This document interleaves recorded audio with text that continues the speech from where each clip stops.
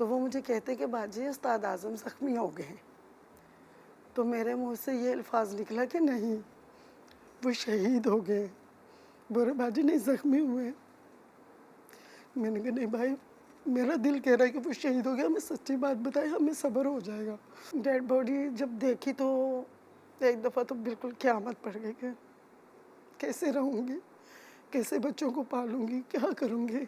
सुबह सुबह जो है ना दिल थोड़ा सा उदास हो जाता है और इस उदासी की वजह कुछ ख़ास है। आज का दिन ट्रिब्यूट देते हैं हम शौहदा को अपने, और जब हम उनकी फैमिली से मिलते हैं तो हमें अंदाज़ा होता है कि वो तो चले गए, लेकिन अपने पीछे पूरा पूरा ख़ानदान जब वो छोड़ के जाते हैं तो वो किस तरह ज़िंदगी से मुकाबला कर रहे होते हैं। मैं आपको मिलवाने वाली हूँ अभी हवलदार आज़म शहीद की बेवा से और उनके बच्चों से। जमीला बेगम जो हवलदार आज़म शहीद हैं उनकी बेवा हैं। अस्सलाम वालेकुम। वालेकुम अस्सलाम। फिर उनके साथ उनके बच्चे मौजूद हैं, आयबा आज़म, अफशा आज़म, बिस्मा आज़म और शहाब आज़म, और एक और बेटी है निम्रा आज़म, वो पुलिस में है। इकरा आज़म कैडेट कॉलेज में है। अच्छा, दो और आपकी बेटियां हैं? जी, दो बड़ी हैं इनसे। दो बड़ी हैं जो एक कैडेट कॉलेज में पढ़ती हैं। जी, उससे बड़ी वाली पुलिस में है। उससे बड़ी वाली पुलिस में जॉब पे लग जी, गई जी, हैं। लग गई माशाल्लाह अच्छा से। माशाल्लाह। जी। सो 1 2 3 4 5 6 माशाल्लाह बच्चे आपने अकेले इस तरह पाले। जी बिल्कुल। हवलदार आज़म शहीद साहब जो हैं उनकी शहादत को कितना टाइम हो गया? उनकी शहादत को 10 साल हो रहे हैं। 2014 में 28 अगस्त 2014 में हुई थी। 10 साल। 10 साल हो रहे हैं। और उस वक्त आपकी सबसे बड़ी बेटी कितने साल की थी और सबसे छोटे बच्चे कितने साल के थे? मेरी सबसे बड़ी बेटी जो है वो 14 साल की थी, अच्छा। निम्रा आज़म, और ये शहाब आज़म, बिस्मा आज़म जो है ये 3 मंथ के थे। तो उनकी शहादत कैसे हुई? उनकी शहादत 2014 में ऑपरेशन ज़रब अज़म में हुई थी। चेक पोस्ट पे हमला हुआ था। अच्छा। दहशतगर्दों के मुकाबले में हुई थी। फिर आपको कैसे पता चला? मुझे तो जुमेरात का दिन था, असर के टाइम में मुझे घबराहट होना शुरू हो गई थी, बहुत ज़्यादा बेचैनी हो गई थी। जो बड़ी बेटी निम्रा आज़म पुलिस में है, वो ट्यूशन से आई तो मुझे कहती मम्मा जी पापा को फ़ोन करें ना। हाँ। तो मैंने कहा कि बेटा, कितने दिन से दूर थे आपसे? वो 3 महीने हो रहे थे हमें। 3 महीने। जी। अच्छा। तो मैंने कहा बेटा वहाँ पे तो मोबाइल चलते ही नहीं है ना, हाँ। सिग्नल आते, तो मैं कैसे कॉल करूँ। और बाबा ने सुबह आ जाना है, सुबह उनकी छुट्टी का भी था कि उन्होंने आना है।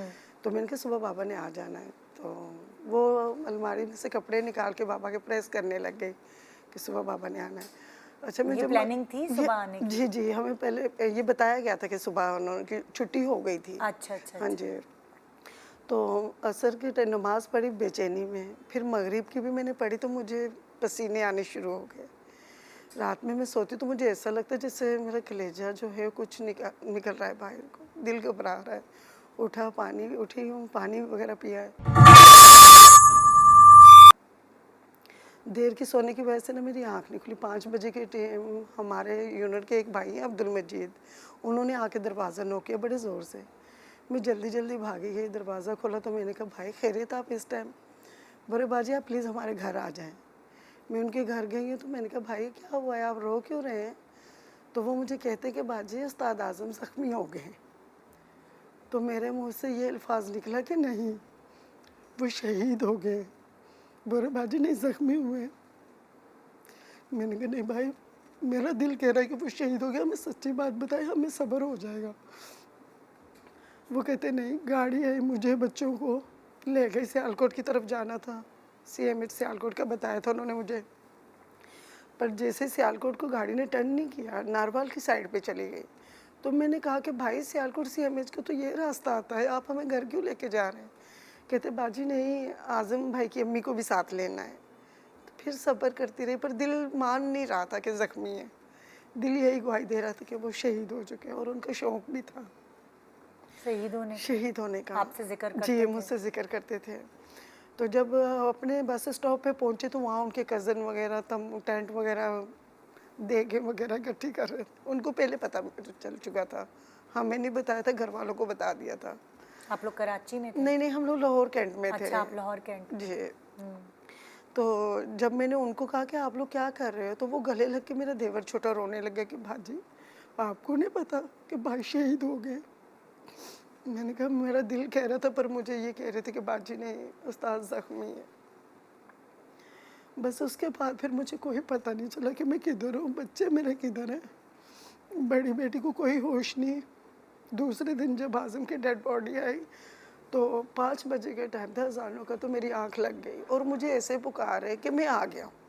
मेरी एकदम से आँख खुली तो मैंने देखा कि घर में सारे कोई परेशान बैठा हुआ है, कोई रो रहा है, कोई नमाज़ पढ़ रहा है।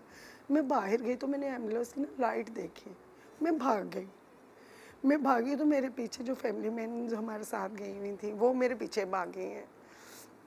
तो मैं एम्बुलेंस की तरफ भागी हूँ। जैसे मैं भागी तो आज़म की डेड बॉडी थी। फिर घर तक पकड़ के लेके आए। डेड बॉडी जब देखी तो एक दफ़ा तो बिल्कुल क़यामत पड़ गई कि कैसे रहूँगी, कैसे बच्चों को पालूँगी, क्या करूँगी, कैसे ये माशरे का मुकाबला करूँगी मैं। पर पाकिस्तान का परचम जब देखा उनकी डेड बॉडी पे तो अल्लाह ने मुझे बहुत सब्र दिया।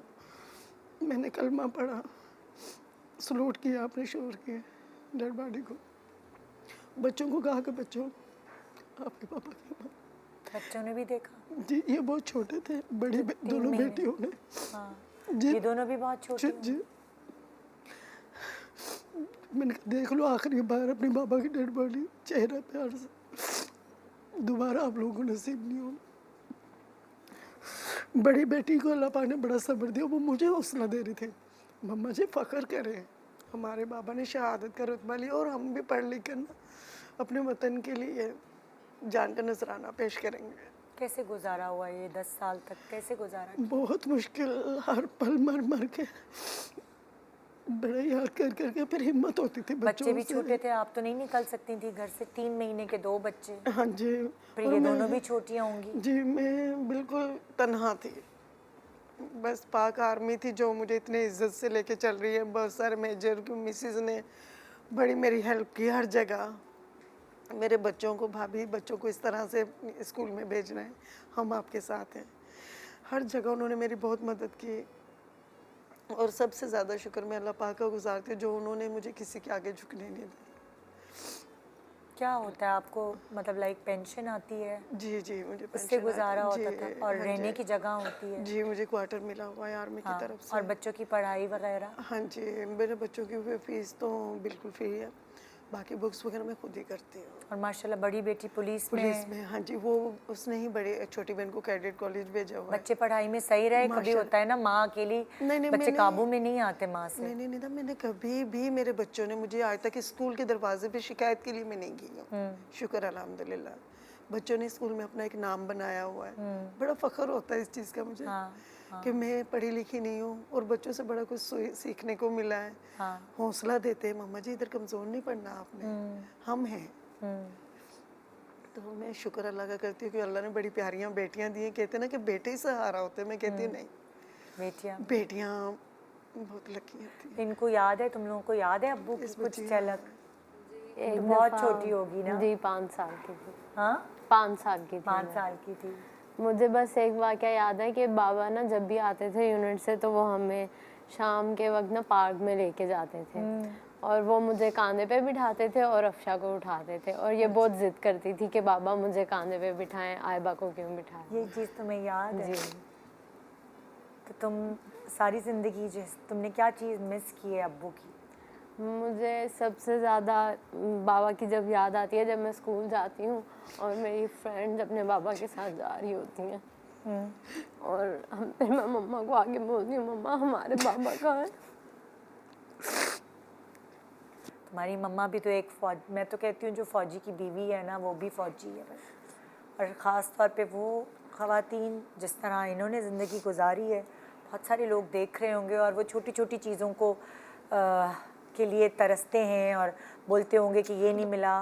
तो अगर हम ये फैमिली आप देख रहे हैं जिन्होंने 10 साल हो गए हैं उनके हस्बैंड की शहादत को, और छोटे बच्चे तो 3 महीने के थे, उनको तो कोई मेमोरी ही नहीं है फादर की।